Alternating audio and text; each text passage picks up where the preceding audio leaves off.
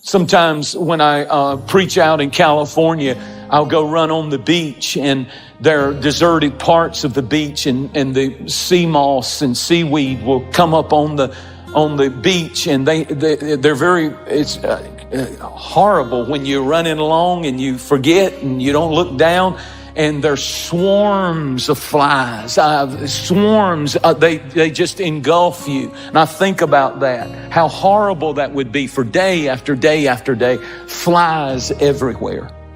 And all of the Egyptians will have it in their homes, in their families, on their children, on their babies, on their young toddlers, flies on everything. But then he said, but in that day I will sever and draw a line in the sand, and my people will dwell in Goshen, and there will be no flies there. In other words, in Egypt, and you got to understand, the Israelites were in Egypt, and there was the Egyptians' neighborhoods, and they were beautiful homes and beautiful, but they ran right up on Goshen, which was where the slum area was, where the Jews, the Israelites, had to live. They were slaves, and their homes looked like it, and they were full of flies in Egypt.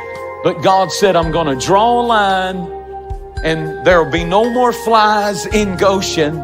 My people will be sitting out in the backyard, in the shade of a tree, enjoying the weather, sipping lemonade, kick back, watching you Egyptians being tormented, trying to shoo the flies away, but you can't. They're everywhere and will be right next to you, but there will be a no-fly zone that God will decree, that those flies that love death and dying and deterioration and going down and rotting and putrefaction, they will not come into that land called Goshen. Even though you'll watch them and see them on the Egyptians, I sovereignly am going to draw a line of separation. I believe that we're in a time now, after coming out of the pandemic, where God is drawing some lines in the sand. This is important. The first 3 plagues that Moses released, the Israelites went through the same horror and plague and suffering that the Egyptians went through. God did not exempt his people from the first 3 plagues. The first 3 plagues was he turned the water to blood. The second one is the frogs. Frogs were everywhere. Frogs were in the bed. They were on the table. They were everywhere. You could not move all night long. They were on you. We can't even imagine this torment. And then if that wasn't bad enough, he released the 3rd plague, which was lice.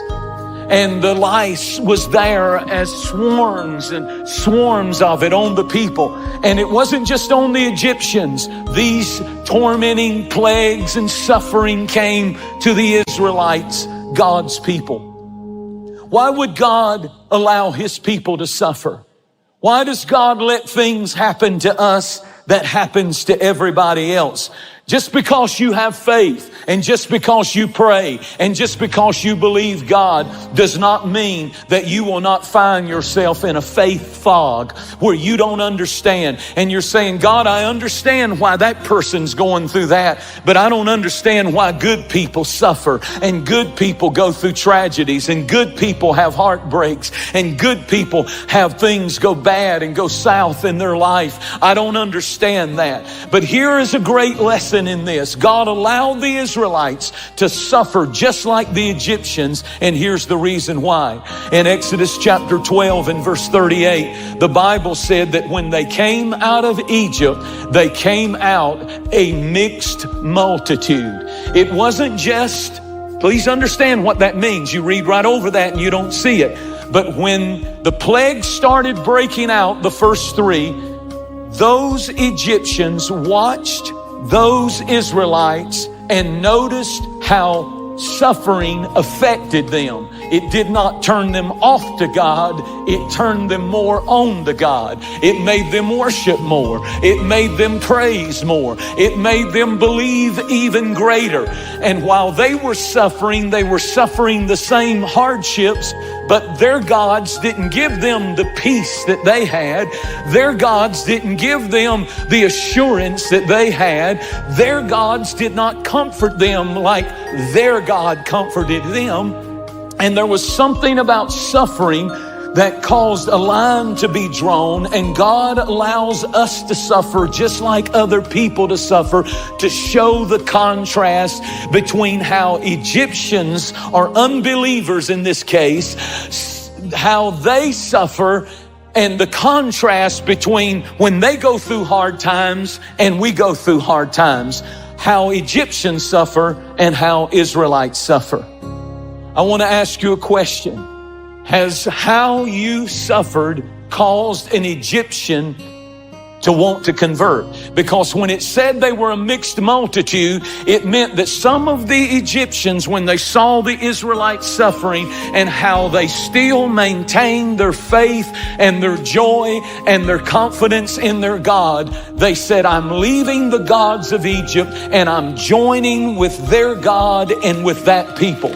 And the question that we need to ask ourselves when we go through suffering is, am I suffering in such a way that my suffering turns people to God? Thank you so much for watching. Make sure that you subscribe to our channel so that you can get notifications on new posts and live streams. Be sure to share this video with a friend. You never know how you can send the Word of God right when somebody needs to hear it.